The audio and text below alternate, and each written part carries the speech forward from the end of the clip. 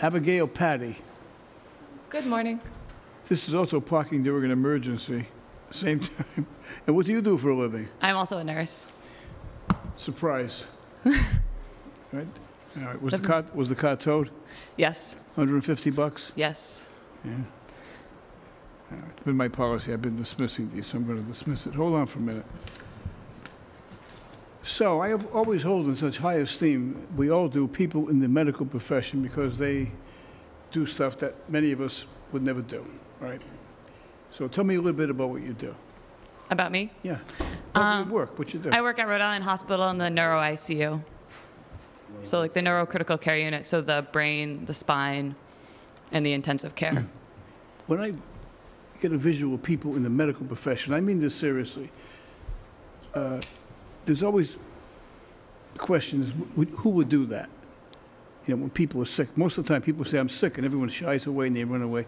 And the story I always relate to is the story of Mother Teresa, who had a clinic in India, and she had this foundation. And so this very wealthy gentleman gave a lot of money to her foundation, and she was showing him through a ward of very sick people so that he could see how his money was being spent. And finally, as she was showing them, there was a gentleman lying down with an open, festering wound that was full of pus and everything else. And she immediately knelt next to him and called for some bandages and whatever, water. And she cleansed the wound with all of whatever was happening there, and then taped it up. And she then was walking away with this gentleman who was giving money. And he looked at her and he said, I wouldn't do that for $1 million.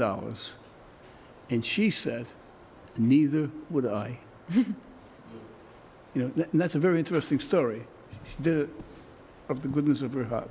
And when I view doctors and nurses, I look at them in that light, you know? Yeah. They can't get paid enough money. Yeah.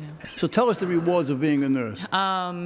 Especially in like the neuro ICU, we see patients that come in like car accidents, motorcycle accidents, big strokes, who are in really rough shape, and then a lot of them will come back for follow-up appointments to outpatient clinic or something, and they'll be walking again and talking again and thank you, and so that really makes it worth it. Okay. Yeah.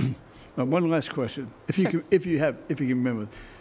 What's the biggest miracle you saw in medicine while you were a nurse? It would probably be like a young person who had like a terrible car accident, who thought they were going to die, and then who ended up making a full recovery. Okay. So yeah, it's do amazing stuff.